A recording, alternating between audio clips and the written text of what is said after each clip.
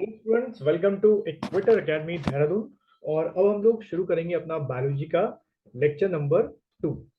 तो देखो, बायोलॉजी का जो लेक्चर्स हैं, पहला भी आपने देखा होगा, इसमें लेक्चर नंबर 1 मैंने बाइलिंगुअल में बनाया क्योंकि बायोलॉजी के कई टर्म्स जो हैं वो इंग्लिश में ही समझ में आते हैं। हिंदी में बहुत ज़्यादा क्या हो जाता है, वो टफ हो जाता है। और ये वीडियो कोर्स जो है वो इंग्लिश स्टूडेंट भी खरीद रहे हैं और भाई आपके हिंदी स्टूडेंट भी खरीद रहे हैं, तो मुझे दोनों को ध्यान में रख के बनाना पड़ रहा है। अगर आपको किसी टर्मिनोलॉजी में कहीं भी प्रॉब्लम लगेगी तो आप मुझे मैसेज भेज सकते हैं, उसको मैं एक्सप्लेन कर दूंगा, लेकिन ऐसी नौबत वैसे आएगी नहीं। चलिए लेक्चर नंबर 2 शुरुआत करते हैं। तो लेक्चर नंबर 1 में हम लोग ब्रांचेस ऑफ जो जूलॉजी थी वो पढ़ चुके थे। जूलॉजी और बॉटनी में डिफरेंस क्या है वो पढ़ चुके थे। एक इनिशियल जो हमारा लेक्चर था, इंट्रोडक्शन ऑफ जूलॉजी, वो हमने शुरू कर दिया था, या बायोलॉजी। अब हम बात करते हैं क्लासिफिकेशन ऑफ एनिमल की। ये बड़ा इंपॉर्टेंट है। तो देखिए, पहला पॉइंट क्या लिखा हुआ है जो अक्सर आपके एग्जाम में आता है। स्टोरर एंड यूसीजर जो थे, 1975 में इन्होंने एक मॉडर्न साइंटिफिक जो है, यानी कि अत्यधिक वैज्ञानिक क्लासिफिकेशन दिया किसके, जंतुओं का। क्योंकि अगर आप बुक्स में जाएं तो आपको इसके पहले बहुत लगभग 3 से 4 क्लासिफिकेशन मिलते हैं on the basis of what opening in the embryology. मैं ये जो टर्म्स यूज कर रहा हूँ ये बड़े भारी भरकम टर्म्स हैं और कभी भी जीएस में इतने डिटेल में आते नहीं है, खासतौर पे जिसकी आप लोग तैयारी कर रहे हो पीसीएस एग्जाम की, उसमें नहीं आते हैं। इसलिए मैंने वो वाले क्लासिफिकेशन आपको अभी नहीं रखे हैं। मैं उनका एक ओवरव्यू आपको दे दूंगा, लेकिन पहले आप ये क्लासिफिकेशन समझ लीजिए तो मैं आपके सामने रख रहा हूँ और यही अक्सर एग्जाम में आपके आता है। तो देखिए, आधुनिक वैज्ञानिकों द्वारा इसे अधिक मान्यता मिली है और ये बहुत सिंपल समझने में भी है। तो देखिए, इन्होंने ये दोनों साइंटिस्ट थे 1975 में। इसके पहले मैं फिर से रिपीट कर रहा हूँ, बहुत सारे क्लासिफिकेशन बुक में दे रखे हैं, अभी हम उसमें नहीं जा रहे हैं, बाद में जाएंगे। पहले एक सिंपल समझते हैं। तो इन्होंने जंतु जगत जो एनिमल किंगडम है उसको दो सब किंगडम में विभाजित की। ठीक है, मोटा मोटा उन्होंने बोला कि दो में डिवाइड कर। एक है आपका प्रोटोजो, ये नाम शायद आप लोगों ने जो बायो वाले उन्होंने सुना होगा। एक जो पहला उन्होंने बनाया सब किंगडम, वो बनाया प्रोटोजोआ। और जो दूसरा उन्होंने बनाया वो क्या बनाया, मेटाजोआ। तो भाई नॉन बायो वाले आप रट्टा मान लीजिए कि जो मोटा मोटा एनिमल किंगडम है उसको दो ग्रुप में बांट दिया। एक बड़ा सा ग्रुप बना दिया प्रोटोजोआ और दूसरा ग्रुप बनाया मेटाजोआ। अब ध्यान रखना, मेटाजोआ फिर से डिवाइड होगा आगे चल के, लेकिन अभी हम अभी बात करते हैं प्रोटोजोआ और मेटाजोआ की। तो इसमें सबसे पहले जो सब किंगडम या जो पहला उपजगत है प्रोटोजोआ, हम उसके बारे में शुरुआत करते हैं। तो देखो, प्रोटोजोआ जो होते हैं पूरी दुनिया में, पूरी दुनिया में एक कोशिकीय जो है जीव होते हैं, यानी कि क्या होते हैं भाई, इंग्लिश वाले समझ ले, यूनिसेलुलर एनिमल्स। अब आप में से कई जो इमेजिनेशन करते हैं कि जब भी मेरे मुंह से एनिमल निकल रहा है तो हमको लगता है एनिमल शेर, चीता, है ना, हाथी हो गया, जेब्रा हो गया, इंसान हो गए, ओरेंगुटैंग हो गए, मंकी हो गए। ये भी भाई एनिमल्स होते हैं, जानवर होते हैं। और जिनके बारे में भी हम पढ़ रहे हैं प्रोटोजोआ, ये भी जानवर आपके होते हैं। ठीक है, तो जानवर का एक स्केच मत तैयार करके रखो कि भाई 4 पाँव, एक पूंछ, दो आंखें और भागता हुआ बड़ा सा जानवर। ठीक है, तो सबसे पहला यहीं से क्वेश्चन बन जाता है आपके एमसीक्यू एग्जाम में कि जो प्रोटोजोआ एनिमल्स होते हैं, इसके भी पढ़ेंगे कौन कौन से एग्जाम्पल्स हैं। वैसे आप यहाँ डायग्राम देख सकते हैं। वो कौन से होते हैं, मल्टी सेलुलर होते हैं या यूनिसेलुलर। ध्यान रखना, सभी प्रोटोजोआ एक कोशिकीय यानी कि यूनिसेलुलर होते हैं, यानी कि उनकी जो पूरी बॉडी होती है वो सिर्फ मात्र एक सेल की बनी होती है। उसके मुकाबले आप हमें देखिए, अपने आप को देखिए, हम लोग क्या है, मल्टी सेलुलर एनिमल्स है। बहुत सारे सेलों से मिलकर हमारी क्या बनी है, बॉडी बनी, बड़ी कॉम्प्लेक्स बॉडी भाई हमारी। तो ये क्या माने जाते हैं, सिंपल सरल प्राणी आते हैं। इस समूह के समस्त प्राणी आपस में अत्यधिक मिलते जुलते हैं, इसलिए शुरू में बड़ा प्रॉब्लम हुई थी इनको क्लासिफाइड करने में। दूसरा, इन सबको एक ही संघ फाइलम के अंतर्गत रखा गया जिसे प्रोटोजोआ कहते हैं। ठीक है, देन कुछ अगर हम इसके कैरेक्टर की बात करें कि जो भी प्रोटोजोआ के एनिमल्स हैं। अब सबसे पहले मैं प्रोटोजोआ के एनिमल्स आपको बता दूं, जिससे थोड़ा सा आपको इमेजिनेशन करने में आसानी हो। सबसे नीचे लिखे मैंने, स्लाइड ऊपर नीचे हो रही है। ठीक है, तो अगर मैं प्रोटोजोआ के आपको एग्जाम्पल बताऊं तो सबसे पहले आप एग्जाम्पल लिख लीजिए प्रोटोजोआ के, जिससे आपको थोड़ा सा क्या हो जाएगा, आसान हो जाएगा इमेजिनेशन करने में कि अच्छा ये प्रोटोजोआ है, अच्छा ये प्रोटोजोआ है, इस तरीके से। ठीक है, तो मैं आपको एग्जाम्पल बताता हूँ, लिख जाइएगा आप लोग। प्रोटोजोआ के एग्जाम्पल में सबसे पहला एग्जाम्पल जो है, और बड़ा आसान सा एग्जाम्पल है, और इसका डायग्राम सबसे ज्यादा आपने बनाया है, जो नीचे आप देख रहे हैं, ये कहाँ गया भाई हमारा, ये अमीबा। ठीक है, ये आपको दिख रहा होगा, ये दिस वन, ये क्या हो गया आपका, अमीबा हो गया। ठीक है, सबसे आसान डायग्राम मेरे ख्याल से आप लोगों ने क्लास 7 8 में मिल गया होगा, तो अमीबा हो गया। ठीक, दूसरा एक डायग्राम आपने बड़े प्यार से बनाया होगा, वो है ये वाला चप्पल जैसा, पैरामीशियम, पैरामीशियम। ठीक है, ये भी क्या होता है, प्रोटोजोआ के अंदर में आता है। तीसरा एक डायग्राम आपने बनाया होगा, ये आपका युगलीना, युगलीना।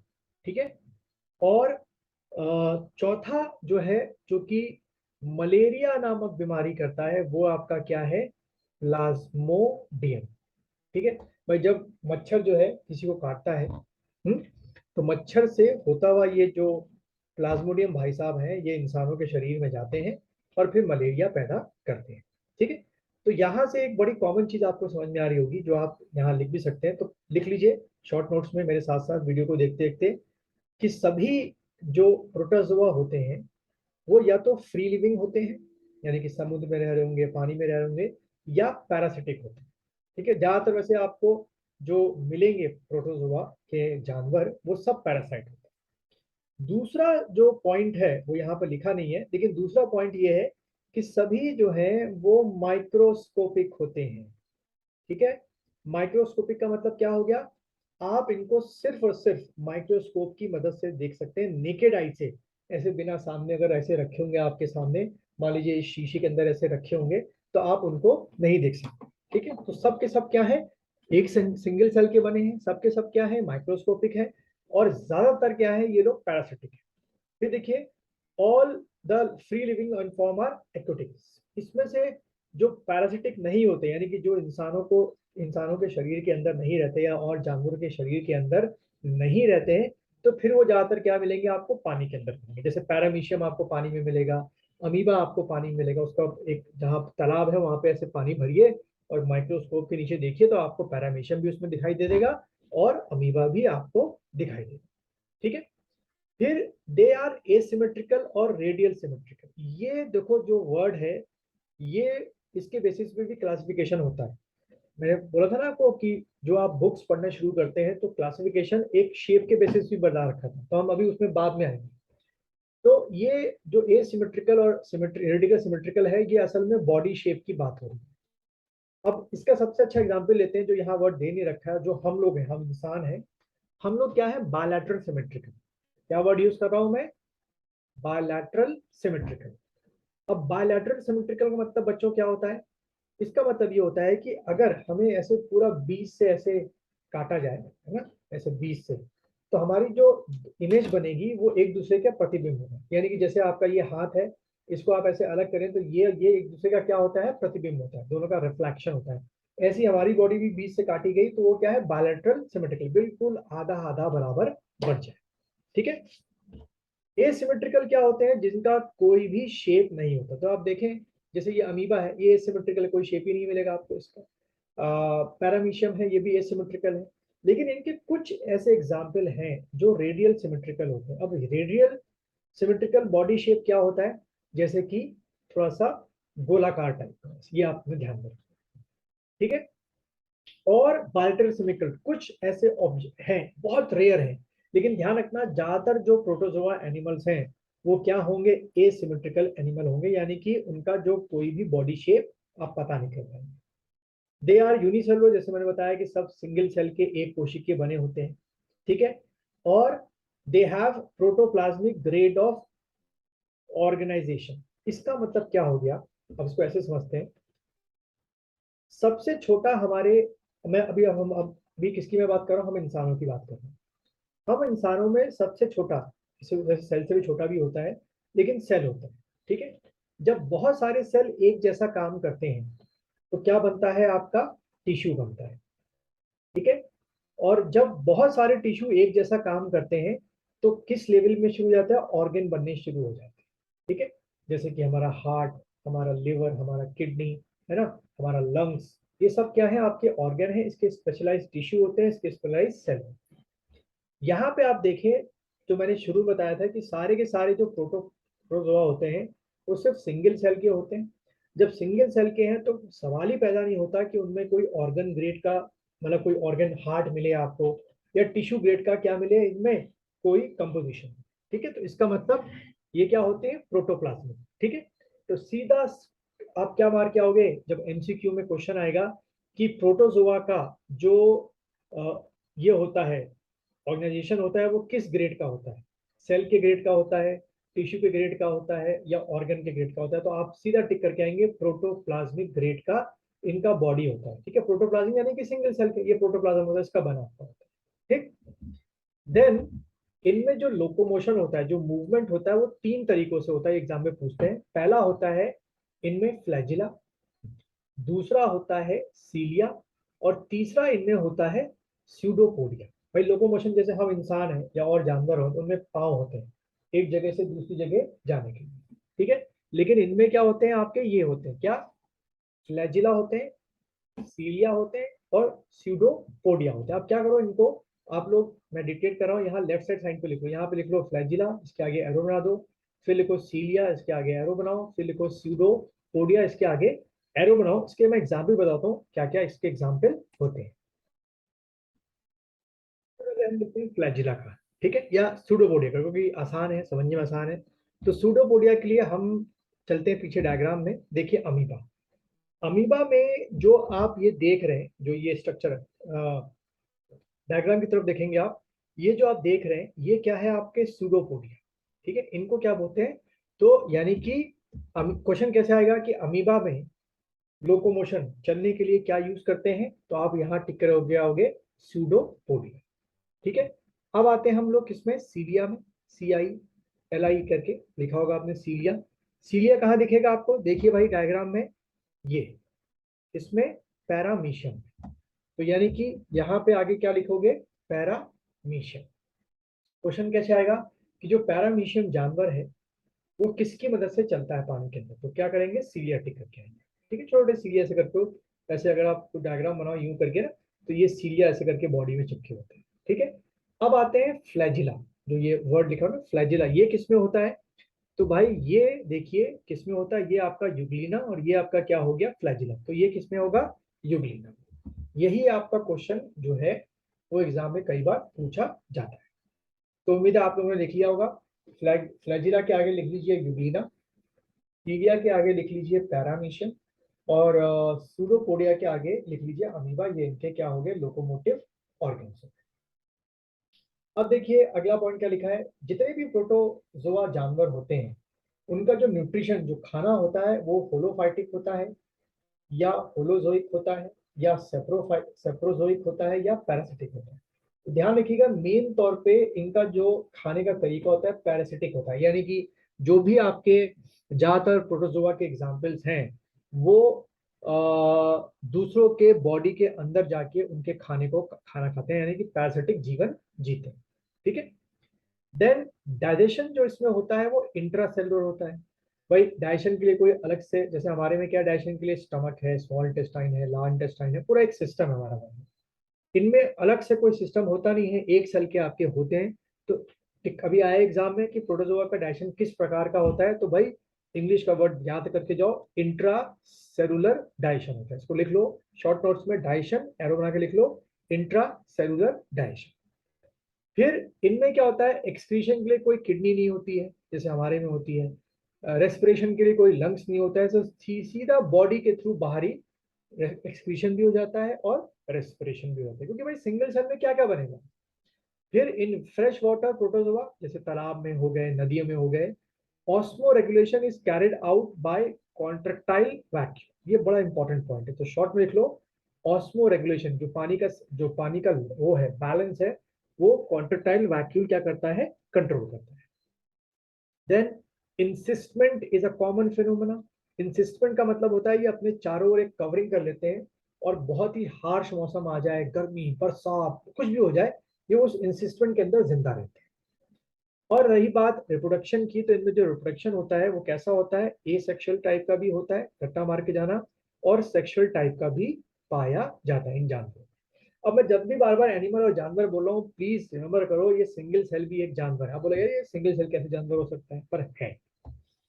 अब एक बड़ा इंपॉर्टेंट चीज है जो एक लिस्ट दे रखी है, इसमें से थोड़ा आपको देखिए लिखना पड़ेगा, वो है list of disease caused by protozoa animals. ठीक है, मैंने बताया था कि ज्यादातर जो है क्या होते हैं, ये पैरासाइट्स होते हैं। तो जब किसी के शरीर में जाएंगे, कोई भी जानवर हमारे या किसी भी जानवर के शरीर में जाएंगे, तो क्या पैदा करेंगे भाई, बीमारी पैदा करेंगे। तो देखो सबसे पहला और मशहूर बीमारी आपकी मलेरिया। ठीक है, किससे होती है, वो कौन सा प्रोटोजोआ है, तो यहाँ पे दे रखा है प्लाज्मोडियम फैल्सीपेरम, ये पहला प्रोटोजोआ होता है। एक और होता है प्लाज्मोडियम वाइवेक्स, एक और होता है प्लाज्मोडियम मलेरिया, और एक और होता है प्लाज्मोडियम ओवियम। तो ये सारे नाम लिख लो। अब आप ये पढ़ लेंगे, एक शब्द पढ़ लेंगे वेक्टर। अब ये क्या भला है भाई, बायोलॉजी में तो साइंस वालों को तो समझ में आएगा कि वेक्टर का मतलब क्या हो गया।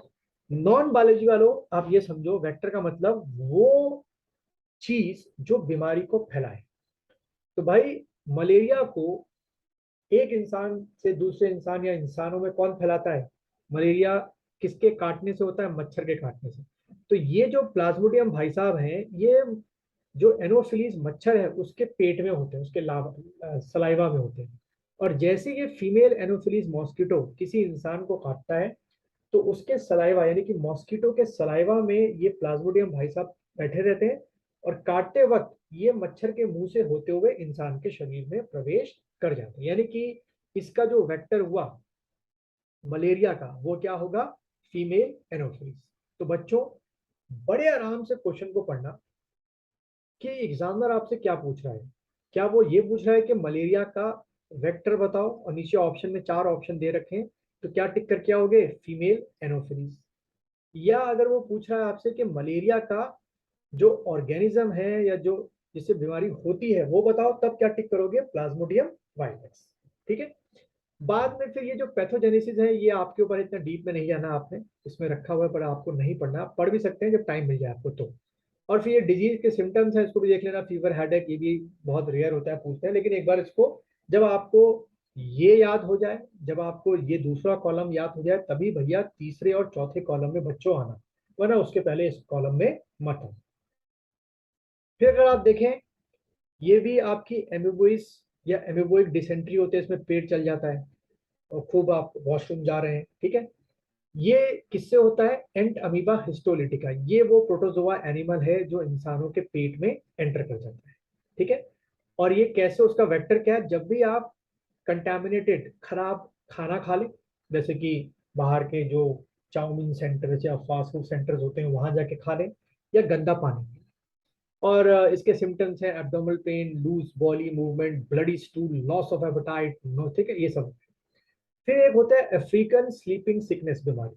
ठीक है, इसमें आदमी बहुत देर तक सोता रहता है, 22-23 घंटे सोता है, इसको ट्राइपेनोसोमेसिस भी कहते हैं, क्योंकि ये किससे होता है, किस प्रोटोजोआ से होता है, मेसोफोलिक में आ सकता है, ट्राइपेनोसोमा, याद रहेगा बच्चों। और इसको वेक्टर, इसको फैलाता कौन है, तो टेस्टिस फ्लाई होती है वो फैलाती है। ठीक है, देन उसके बाद अगली बीमारी देखिए, ट्राइकोमोनासिस। ये किससे फैलती है, ट्राइकोमोनासिस वेजिनेलिस। ये एक सेक्सुअल ट्रांसमिटेड डिजीज है, मेल और फीमेल को हो सकती है। फिर टॉक्सोप्लाज्मोसिस, ये टॉक्सोप्लाज्मा गोंडी से होती है। ट्रांसमिट कैसे होती है, transmission by contaminated water and soil, और get attach to fur of animal, जो उनके बाल होते हैं उससे अगर आते हैं, तो इसमें रेडनेस ऑफ आई हो गया, ब्लड विजन हो गया, और फ्लू लाइक सिम्टम्स आपके। उसके बाद ये भी बहुत मशहूर बीमारी है, बैलेंटिएडिस। ये आपकी बैलेंटिएडिस से होती है और पिग से फैलती है। ठीक है, इसमें म्यूकस इन स्टूल हो गया, ulcer due to lesion the colon colitis हो गया, ये सब चीजें होती हैं।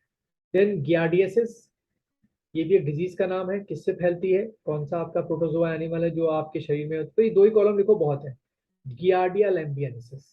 ठीक है, ट्रांसमिटेड बाय कंटेमिनेटेड फूड। इसलिए कहते हैं भाई बाहर का पानी या खाना, मतलब बाहर का पानी तो पियो मत, घर का पानी पियो, घर से पानी लेके जाओ, और बाहर का खाना अवॉइड करो, स्पेशली जो अभी बरसात का मौसम चल रहा है उसमें।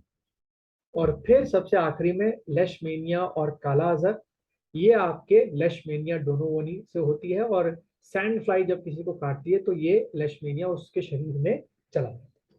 ठीक है, तो भाई ये हमारा क्या खत्म हुआ, प्रोटोजोआ।